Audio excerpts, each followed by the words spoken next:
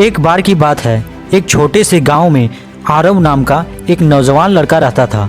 उसे मूर्तियां बनाना बहुत पसंद था। वह अभी अभी पत्थर से मूर्ति बनाना सीख रहा था। एक दिन आरव जंगल से गुजर रहा था। रास्ते में उसे एक बड़ा सा मजबूत पत्थर दिखा। उसने सोचा, क्यों न मैं इससे भगवान की मूर्ति बनाऊं। वह वहां पर बैठ गया और बैठने के बाद अपने थैले से छैनी हथौड़ी निकालकर उस पत्थर पर वार करने लगा। जैसे ही उस पत्थर पर वार करने लगा तो पत्थर चिल्लाता है, रुको, मुझे मत मारो, मुझे दर्द हो रहा है। इतना सुनने के बाद आरव चौंक गया और वह डर के मारे वहां से आगे बढ़ गया। थोड़ी दूर जाने के बाद उसे एक और पत्थर दिखा। इस बार उसने फिर से अपने थैले से छैनी हथौड़ी निकालकर उस पर हथौड़ा मारना शुरू कर दिया।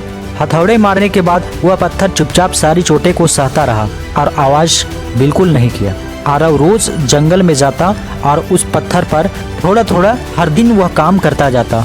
वह मूर्ति के आकार को देता जाता और धीरे धीरे वही पत्थर एक सुंदर से भगवान की मूर्ति बन गया। आरव बहुत खुश हुआ और पत्थर से कहता है, अब लोग तेरी पूजा करेंगे। इतना कहने के बाद आरव वहां से उस मूर्ति को वहीं छोड़कर अपना गांव चला गया। कुछ दिनों बाद गांव में एक नया मंदिर बन रहा था। गांव वालों को भगवान की मूर्ति की जरूरत थी क्योंकि मंदिर बनकर तैयार हो चुका था। सभी लोग आपस में बात कर रहे थे कि मूर्ति कहां से लाया जाए, कैसे लाया जाए, इस तरह से सोच रहे थे। आरव वहीं पर था और आरव ने कहा कि मैंने जंगल में एक भगवान की मूर्ति बनाई है, वहीं चले जाओ, वहां से ले आना। तो गाँव के लोग जंगल में चले जाते हैं।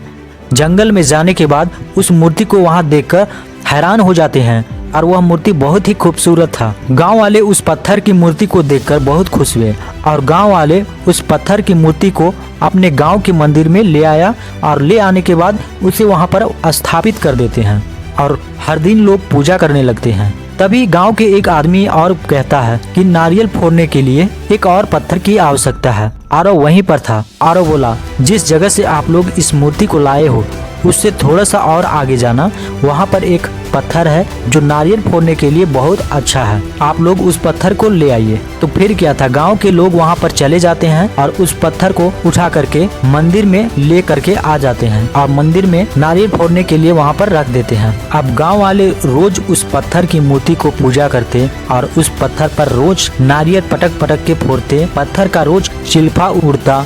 हर दिन वह पत्थर चोट खाता, हर दिन चिल्लाता और बहुत मन ही मन दुखी होता। एक दिन होता क्या है कि रात के समय था और सभी लोग सो रहे थे। आपस में पत्थर और मूर्ति आपस में बात करने लगे। जिस पत्थर पर नारियल फोड़ते थे वह पत्थर बोला मूर्ति से कि तुम कितना खुशकिस्मत हो, लोग तुझे फूलों से सजाते हैं, पूजा करते हैं और मुझ पर नारियल फोड़ा जाता है, मुझे हर दिन दर्द होता है। मूर्ति मुस्कुराई और बोली, भाई, जब आरव ने मुझ पर हथौड़ा चलाया था तब मुझे भी दर्द हुआ था, पर मैंने सह लिया था क्योंकि मुझे पता था वो दर्द ही मुझे सुंदर बनाएगा।